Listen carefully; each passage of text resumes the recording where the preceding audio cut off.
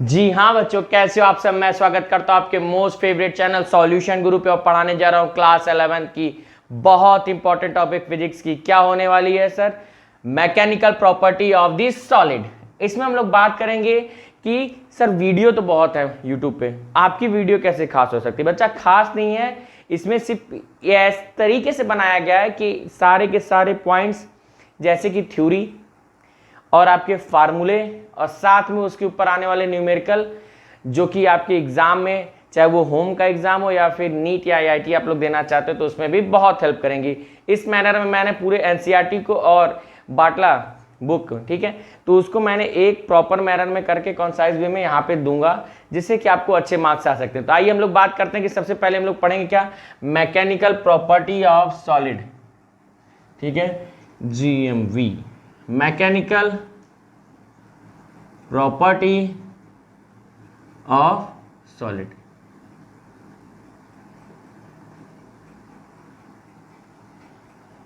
ठीक है, आइए तो हम लोग यहां पे डिस्कस करते हैं सबसे पहले क्या क्या पॉइंट होने वाले हैं। आइए तो ये सब पॉइंट्स हम लोग के सामने आ चुके हैं। सबसे पहले हम लोग पढ़ेंगे इंट्रोडक्शन, ठीक है, इस चैप्टर के बारे में। Stress strain, Hooke's law, stress strain curve, modulus of elasticity, application of the elastic behaviour of material, Poisson ratio और elastic potential energy in stretch wire, और लास्ट में न्यूमेरिकल। ठीक है, तो हम लोग स्टार्ट करते हुए आगे बढ़ते हैं। इंट्रोडक्शन। इंट्रोडक्शन क्या है सर? हम लोगों ने इसको पढ़ना क्यों चाहा, या कुछ ऐसी नीड रही होगी कि ये चैप्टर अलग हुआ है, ठीक है, मैकेनिकल प्रॉपर्टी। तो हम लोग अगर बात करें तो सर सबसे पहले मैटर में, मैटर भी हम लोग के सर तीन तरीके के होते हैं, सॉलिड, लिक्विड, गैस। मैटर तो आप जानते हो कि which occupies the space and has the mass, ठीक है। तो मैटर भी दो तरीके के हो गए हम लोग के, ठीक है। तो स्टार्ट किया जा रहा है, हम लोग यहाँ से स्टार्ट करना। पॉइंट नंबर फर्स्ट, मैटर कितने हैं हम लोग के पास? सॉलिड है, लिक्विड है और साथ में गैस है। इस चैप्टर में बात करें तो सॉलिड हम लोग के दो तरीके के हैं। एक तो जैसे हो जाएगी स्टील की रॉड वॉड, ठीक है, और दूसरी हो जाएगी हम लोग की रबड़ है। तो दो के दोनों सॉलिड, पर दोनों का बिहेवियर अलग है, ठीक है। इसके बाद आते मान हम लोग सर पढ़ेंगे एक इससे और अच्छी टॉपिक है जो कि इंट्रोडक्टरी पार्ट में ही आती है, वो होती है इलास्टिसिटी, ठीक है। इलास्टिसिटी, आइए उसके डेफिनेशन को डिस्कस करते हैं, फिर समझ में आप पता लगाते हैं कि इलास्टिसिटी होती क्या है।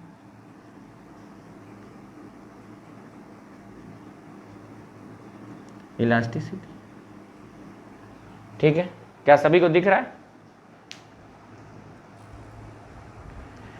अब यहाँ अगर देखें हम लोग तो डेफिनेशन हमने यहाँ पे लिख दी है सर। इनकी डेफिनेशन में हमने क्या लिखा है कि if the material can back, material क्या होता है? Can back in its original shape and size after removing the deforming force. अगर डिफॉर्मिंग फोर्स हटा दे रहे हैं किसी भी ऑब्जेक्ट के ऊपर से, अगर ये ऑब्जेक्ट है इसके ऊपर से अगर हमने डिफॉर्मिंग फोर्स हटा दी और बॉडी वापस अपने ओरिजिनल शेप एंड साइज में आ जाएगी, तो इस बिहेवियर को ही हम लोग क्या कहते हैं? इलास्टिसिटी। इस बिहेवियर को क्या कहते हैं? इलास्टिसिटी, ठीक है। तो इसी से एक क्वेश्चन और अराइज हुआ, which is the more elastic, steel और रबर?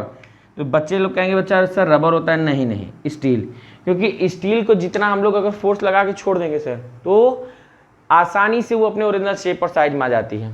इसका एक और हम लोग definition elasticity, which oppose to change in shape, जो अपने शेप और साइज में चेंज होना नहीं देगा, चेंज होने नहीं दे रहा है सर, कम से कम चेंज होने देगा, वो भी ज्यादा इलास्टिक होता है। तो इस हिसाब से steel is more elastic than rubber. इसके बाद हम लोग के पास पॉइंट आती है स्ट्रेस के बारे में, ठीक है। इसके बाद हम लोग के पास पॉइंट आई है स्ट्रेस के बारे में, उसके बारे में हम लोग पढ़ेंगे। आइए देखते हैं स्ट्रेस और स्ट्रेन क्या है। दोनों की डेफिनेशन आपकी स्क्रीन पे आने वाली है। स्ट्रेस और स्ट्रेन की मैं डेफिनेशन लिखूंगा, टाइप्स लिखूंगा और उनके बारे में डिस्कस करूंगा, ठीक है। तो आइए सभी लोग हम लोग ध्यान से इस वीडियो को देखते हैं क्या कह रहा है कुछ।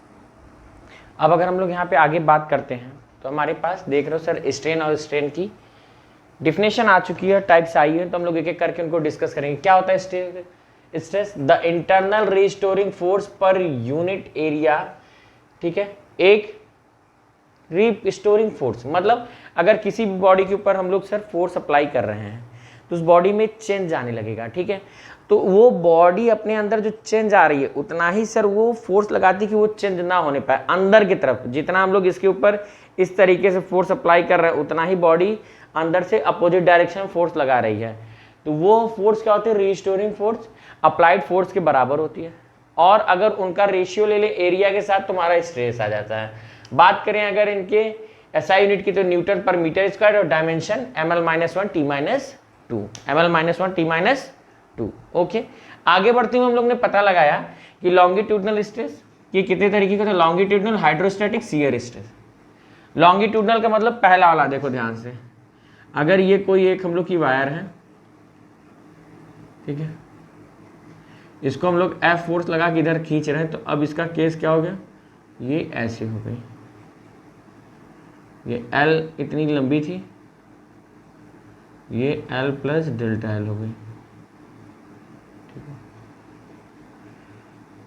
देख रहे हो सर, इसके में चेंज आ गया।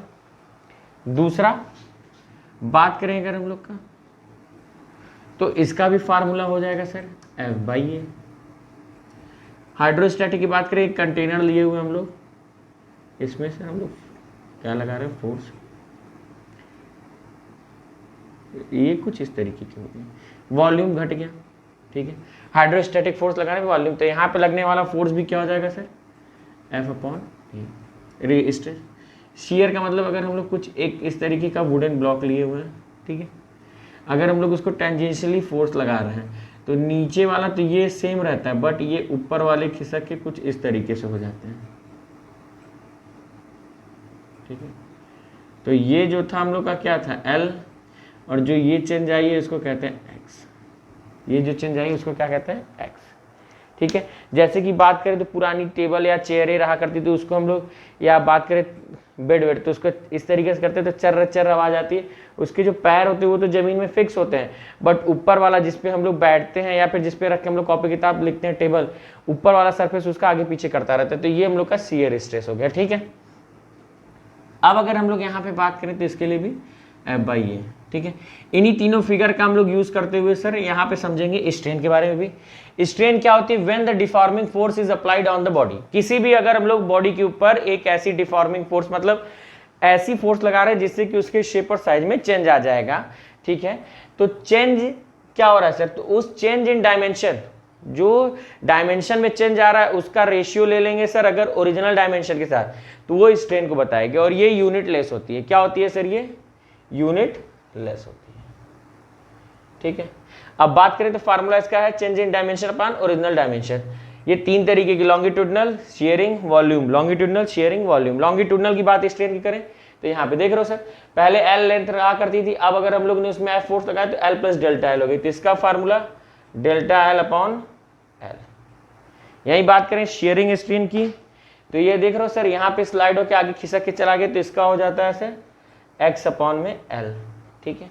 अब बात करें अगर हम लोग का वॉल्यूम स्ट्रेन का, तो यहाँ पे पहले इसकी वॉल्यूम V रहा करती थी, अब क्या कितनी हो गई सर, V रह गए, अब यहाँ V डैश, तो चेंज कितने का आ गया, डेल्टा V का, और इसको हम लोग माइनस में लेते हैं, क्योंकि सर वॉल्यूम यहाँ पे घटती, बकाये में भले बढ़ जाए बट इसमें वॉल्यूम क्या हो जाती है, कमी होगी, ठीक है। किसी कंटेनर को बंद करके अगर हम लोग कंप्रेस करना शुरू करें, तो ये तीनों का अगर हम लोग समझ चुके हैं तो हम लोग आगे की तरफ बढ़ते हैं और पढ़ते हैं हम लोग नई टॉपिक्स, हुक्स लॉ, ठीक है।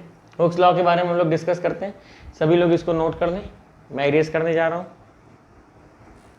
अब अगर हम लोग यहाँ बात करें तो हम लोग के सामने आ चुका है Hooke's law, relation between stress and strain within the elastic limit, stress is directly proportional to strain, ठीक है। स्ट्रेस क्या है सर, स्ट्रेन के बराबर।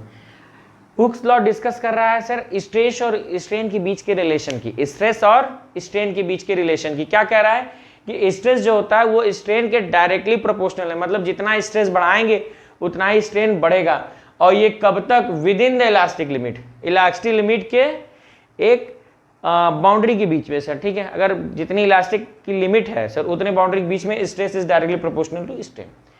अगर हम लोग प्रोपोर्शनलिटी हटाते हैं तो एक कांस्टेंट यहाँ यूज करते हैं जिसको ई नाम से जाना गया। ये क्या होता है कांस्टेंट, इसको कहते हैं sir modulus of elasticity.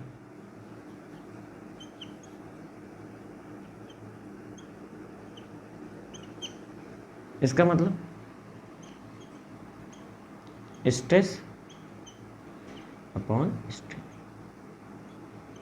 There are the 3 types of the modulus of elasticity, 3 तरीके के हैं। पहला यंग मॉडुलस, YOUNG मॉडुलस, ठीक है। फार्मूले की बात करें तो ये हो जाएगा sir y is equal to longitudinal strain upon TUDI stress upon longitudinal strain.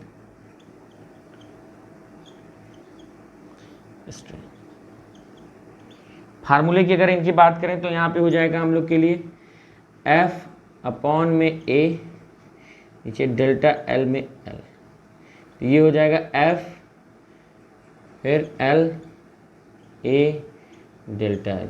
कोई दिक्कत? ठीक है, ये फार्मूला। दूसरा अगर बात करें हम लोग का तो हो रहता है बल्क मॉडुलस, बल्क मॉडुलस,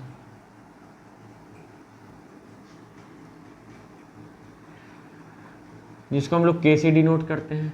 ये होता है sir hydrostatic stress upon volume strain, ये इसका रेशियो। तो K का फार्मूला क्या हो जाएगा सर, यहाँ पे F अपॉन में A अपॉन में delta B minus B, minus में है सर यहाँ पे, तो इसको हम लोग और क्या लिख सकते हैं, K बराबर minus F upon A V upon में डेल्टा B।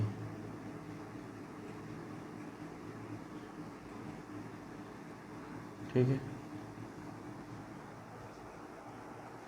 और लास्ट हम लोग का एक आता है सर, इसी में होता है कंप्रेसिबिलिटी। बताइए क्या होगी कंप्रेसिबिलिटी?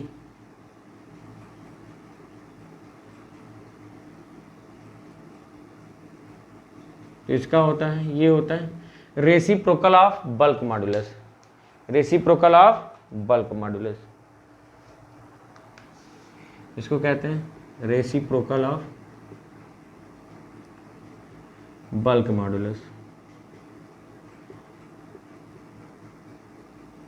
ओके, मतलब 1/K। कोई दिक्कत है यहाँ तक? इसके बाद हम लोग आगे पढ़ते हुए पता चला बल्क मॉडुलस हो गया हम लोग का तीसरा, मॉडुलस ऑफ रिजिडिटी, रिजिडिटी बराबर यहाँ पे हो जाएगा मॉडुलस ऑफ रिजिडिटी का मतलब shear strain, shear stress upon shear strain. Formula sir modulus of rigidity के लिए हम लोग एक बढ़िया सिंबल भी बता दें, ये ईटा, F अपॉन में A, इनका भी सर X अपॉन में N। कोई दिक्कत? ठीक है, कोई दिक्कत नहीं है। और इन सभी के SI यूनिट, इनकी यूनिट क्या हो जाएगी, न्यूटन पर मीटर स्क्वायर, क्योंकि स्ट्रेन तो यूनिट लेस है सर, न्यूटन पर मीटर स्क्वायर, और यहाँ पे भी न्यूटन पर मीटर का स्क्वायर। कोई दिक्कत यहाँ तक किसी को समझने में? नहीं। अब इसके बाद हम लोग बात करें तो हम लोग के पास टॉपिक आ चुकी है स्ट्रेस और स्ट्रेन कर्व की। तो पढ़ेंगे स्ट्रेस और स्ट्रेन कर्व की, बहुत ईजी मैंने बताया जाएगा सर, ध्यान से देखिएगा।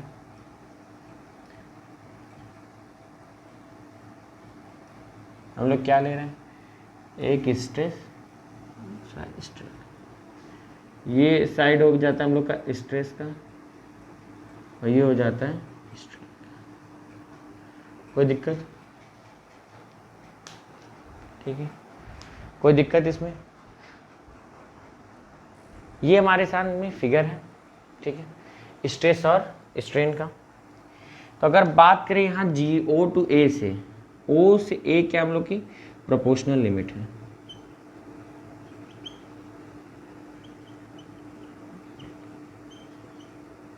ठीक है, मतलब अगर यहाँ से हम लोग सब स्ट्रेस लगाते गए ए पॉइंट तक, क्या है कि अगर हम लोग जैसे जैसे स्ट्रेस बढ़ा रहे हैं वैसे वैसे स्ट्रेन बढ़े, जैसे जैसे स्ट्रेस बढ़ा रहे हैं वैसे वैसे स्ट्रेन बढ़े, और जैसे ही हमने यहाँ पे स्ट्रेस हटाया या फिर हम लोग जो डिफॉर्मिंग फोर्स लगाए हटा देंगे तो बॉडी अपनी वापस शेप एंड साइज में आ जाएगी। तो ये प्रोपोर्शनल लिमिट है। उसके बाद हम लोग अगर ए से बी के बीच में देखें, ए से बी के बीच में ये क्या है सर आपकी, ए से बी की अगर बात करें तो इल्ड पॉइंट है। बी बराबर क्या है आपका, इल्ड पॉइंट। यहाँ पे हम लोग अगर फोर्स बढ़ा रहे, स्ट्रेस बढ़ाने पे स्ट्रेन तो बढ़ रही है, बट स्ट्रेस बहुत कम बढ़ाने पे स्ट्रेन थोड़ी सी ज़्यादा मिलने लगी। ठीक है, बी से जो डी के बीच का है ये प्लास्टिक रीजन है, प्लास्टिक रीजन। ठीक है, प्लास्टिक रीजन है सर। ठीक है, इसका मतलब अगर हम लोग फोर्स, या रुके रहो इनको, स्ट्रेस और बढ़ाए तो हम लोग का यहाँ सी से, सी पे बॉडी पहुंच गई, बहुत ही लेस अमाउंट में हम लोग से यहाँ बढ़ा रहे हैं, बहुत ही लेस अमाउंट में स्ट्रेस है, लेस चेंज इन स्ट्रेस।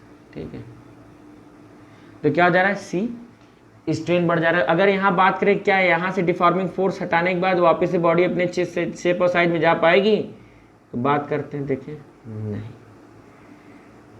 जाना तो चाहेगी बट ओरिजिनल में नहीं जा पाएगी। यहाँ पे कुछ परमानेंट सेट हो गया सर, वापस गई है पर ओरिजिनल वाले में नहीं जा पाई, परमानेंट सेट। अब बात करें बी से डी के रीजन में, एज अ सी कहीं पे भी ले लें तो ये प्लास्टिक का रीजन हो जाएगा, क्योंकि after removing the force body does not regain their size. B से डी के बीच में body does not regain their size,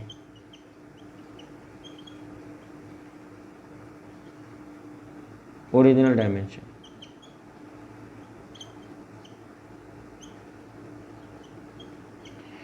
और ज़्यादा अगर हम लोग बढ़ाते चले गए स्ट्रेस तो पॉइंट ई पे हो जाएगा फ्रैक्चर, फ्रैक्चर टूट जाएगी। अब वो पतला होते होते होते होते एक टाइम आएगा टूट जाएगी। तो यहाँ पे ई बराबर सर हम लोग का फ्रैक्चर।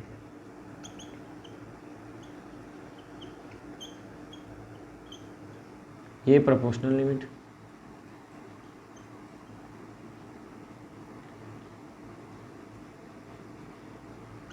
ठीक है, कोई दिक्कत, इसको सभी लोग बना लें।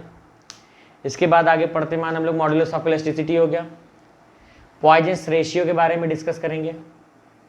ठीक है, पॉइजन्स रेशियो के बारे में डिस्कस करते हैं हम लोग। इरेज कर दिया जाए इनको,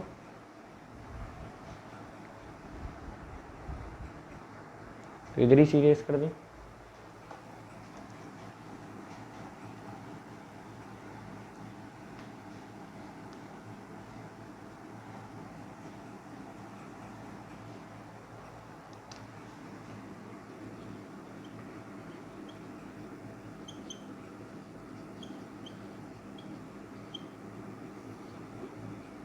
पॉइजन्स रेशियो की बात करें, if we apply the force, हम लोग क्या कर रहे हैं बच्चे, अप्लाई। अगर if we applying deforming force,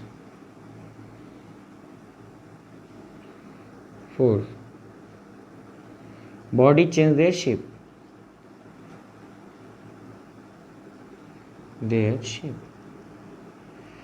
तो इन्होंने जो पॉइजन्स दिए थे, इन्होंने रिलेशन दे दिया कि, रिलेशन क्या दिया पॉइजन्स ने, इन्होंने दिया है लेटरल स्ट्रेन और लॉन्गिट्यूडनल स्ट्रेन के बारे में। इन्होंने क्या दिया है sir, it is the ratio of lateral strain to longitudinal strain, ट्यूडनल स्ट्रेन। ठीक है, इसका मतलब पॉइजन्स रेशियो बताता है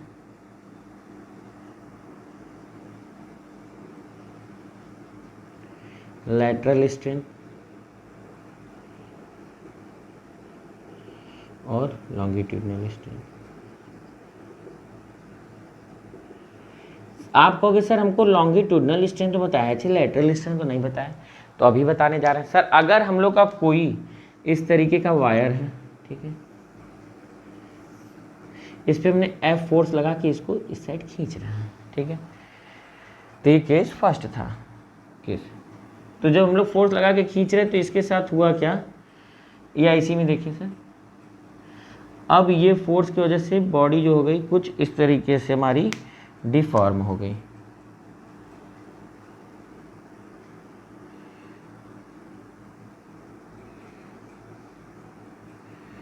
क्या हो गई है, बॉडी डिफॉर्म हो गई है।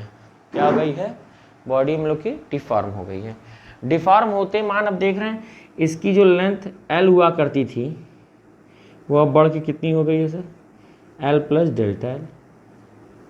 बट बात करें अगर एरिया की तो इसका एरिया जो A हुआ करता था एक समय में अब कितना हो गया sir, A minus delta L, ठीक है।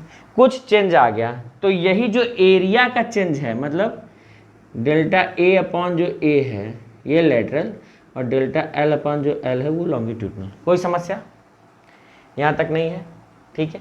आइए elastic potential energy in stretch wire के लिए एक डिराइवेशन है थोड़ा सा छोटा सा, उसको भी करेंगे, ठीक है। जल्दी से इसको नोट कर लें आप लोग, ठीक है।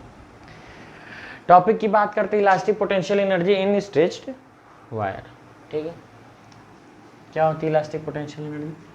अब बात करें अगर कोई हम लोग का एक वायर है इस तरीके का, इस पे हम लोग F फोर्स लगा के इसको इलांगेट कर रहे हैं, खींच रहे हैं, तो इसका क्या स्थिति हो गया सर, ये इस तरीके की हो गई, ठीक है। पहले लेंथ कैपिटल L रहा करती थी, अब length capital L plus small l हो गई, ठीक है। पता लगाना है यहाँ पे रिस्टोरिंग फोर्स, तो इस फोर्स के कारण जो डिस्प्लेसमेंट आया है वो हम लोग का dl है। और हम लोग जानते हैं कि वर्क बराबर हम लोग का होता है force into displacement, force into displacement या फोर्स इंटू डिस्टेंस, ठीक है। तो W की बात करें तो यहाँ हो जाएगा सर F इंटू DL, ठीक है। और अगर बात करते तो W बराबर हो जाएगा हम लोग का F बराबर क्या होता है YAL, या फिर कैसे हम लोग जानते हैं, अगर बात करें तो ये FL मतलब L A डेल्टा L था, ठीक है। तो इसकी जगह पे हमने क्या ले लिया, स्मॉल वाला L, तो ये YA स्मॉल l अपॉन में capital L equal to F यहाँ पे उठा के रख देंगे तो YAL अपॉन में ये DL। स्मॉल लेंथ के लिए लेके कर रहे हैं, डिफ्रेंशिएट कर देंगे तो पूरे का हो जाएगा, ठीक है। लेंथ कितनी है 0 to L।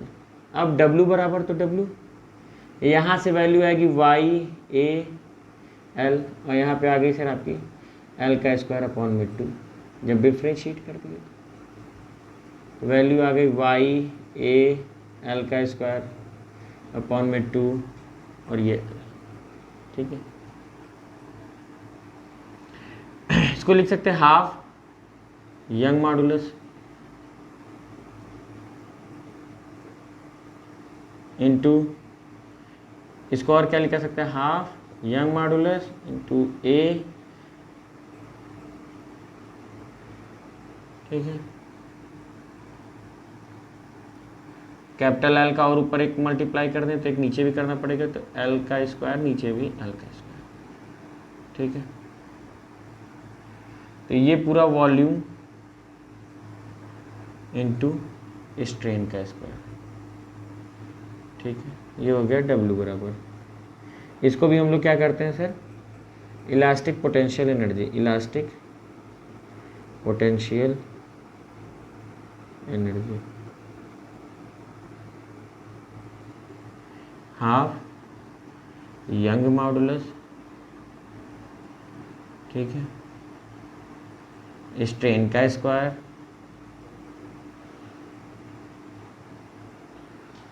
ठीक है।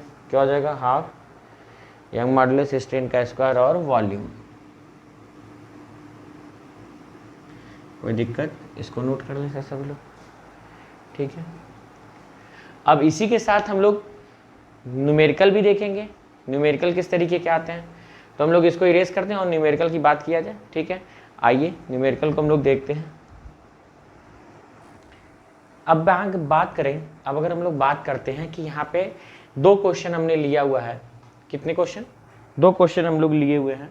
पहला, average depth of the Indian ocean is about the 3000 metre. एक सर एवरेज ओशियन का डेप्थ लिया है इंडियन ओशियन का, कि इसकी डेप्थ गहराई कितनी है 3000 metre. Calculate the fractional compression, मतलब हम लोग को फ्रैक्शनल कंप्रेशन का मतलब पता लगाना है सर, डेल्टा बी अपॉन में बी। ठीक है, डेल्टा बी अपॉन में बी। अगर बल्क मॉडुलस हम लोग का दिया है 2.2, बल्क मॉडुलस दिया हुआ है, इसका मतलब बी दिया हुआ है हम लोग को कितना 2.2, बी दिया है, तो तभी हम लोग इससे तो हम लोग को डेल्टा बी अपन बी ही निकल पाएगा सर। ऐसा तो है नहीं कि इससे डेल्टा एल अपन एल निकल जाएगा। ठीक है, तो ये भी पता है हम लोग को, और डेल्टा ये इतना निकालना ही है। तो हम लोग को स्ट्रेस पता रहनी चाहिए सिर्फ, क्योंकि हम लोग जानते हैं stress upon strain is equal to B. तो स्ट्रेस के लिए अगर हम लोग बात करें तो ये एक प्रेशर हाइड्रोस्टैटिक प्रेशर है जिसको रो जी एच भी कहते हैं। ठीक है, अगर रो की बात करें हम लोग तो ये वाटर का है तो 1000, जी की बात करें तो 10, और एच की बात करें तो हम लोग कितना हो सकता है सर 300,000। यहाँ तक किसी को कोई दिक्कत नहीं। इनको और इनको मल्टीप्लाई करेंगे सभी को, क्या तो 3, 1 2 3, 1 2 3 6 और 1 7, 1 2 3 6 7, 3 3 6 और 1 7। ठीक है, ये हो गया सर यहाँ पे। अब यहीं पे हम लोग लिख देंगे सर। तो बात करें अगर हम लोग को डेल्टा बी अपॉन बी निकालना है तो इसका फार्मूला हो जाएगा स्ट्रेस अपॉन में बी।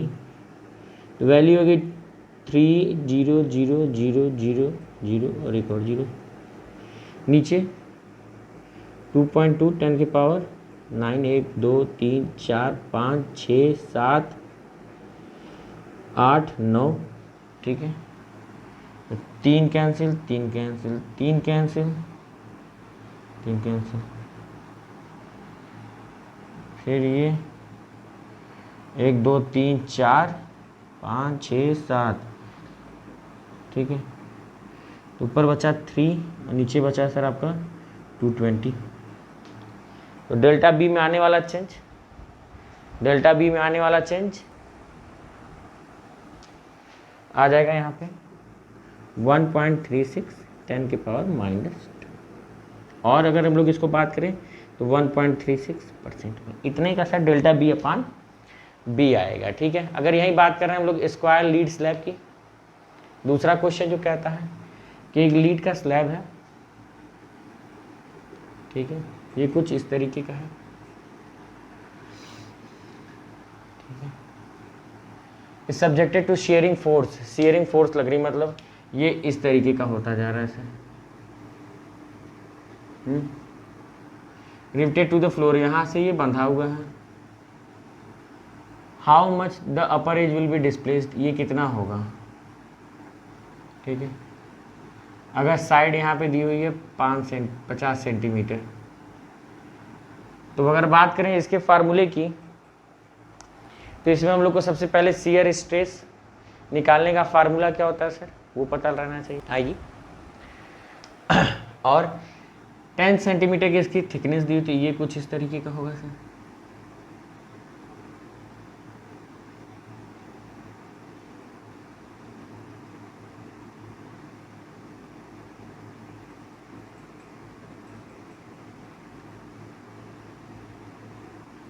इतना खिसक रही है, तो ये कितना है 10 सेंटीमीटर। अब अगर बात करते हैं हम लोग तो ए निकालने की, तो ए हम लोग का हो जाएगा कितना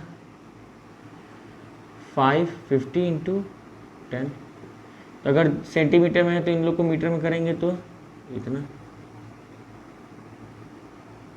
वैल्यू आ जाएगी 0.05 मीटर का स्क्वायर। अगर यहाँ से शियर स्ट्रेस निकालना रहा तो फोर्स लग रहा है, कहाँ गया फोर्स, कितने का 9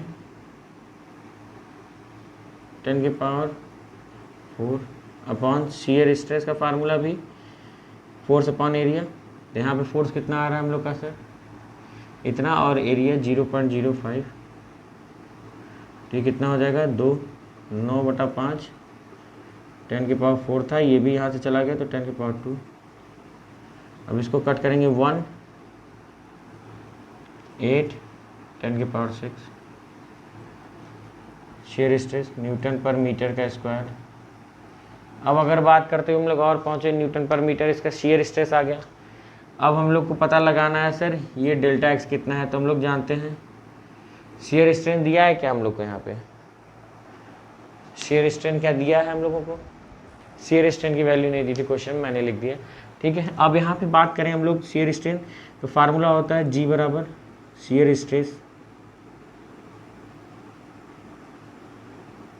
मान, ये हो जाएगा यहाँ पे डेल्टा एक्स, ठीक है, क्या डेल्टा एक्स, और ये L रहता है,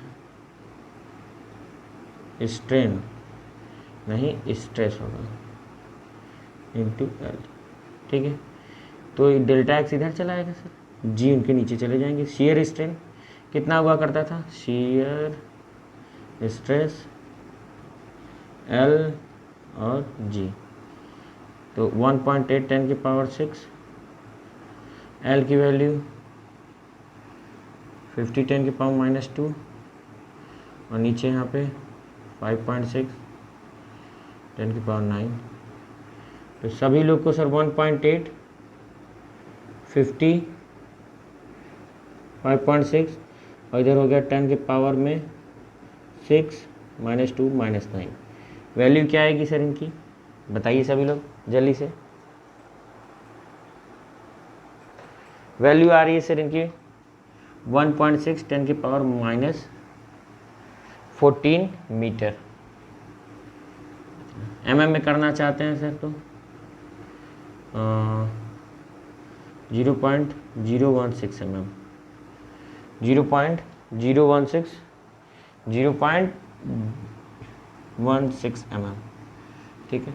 इसको समझे, क्या ये सभी को समझ में आया, ठीक है। इसी तरीके के क्वेश्चन आते हैं सर।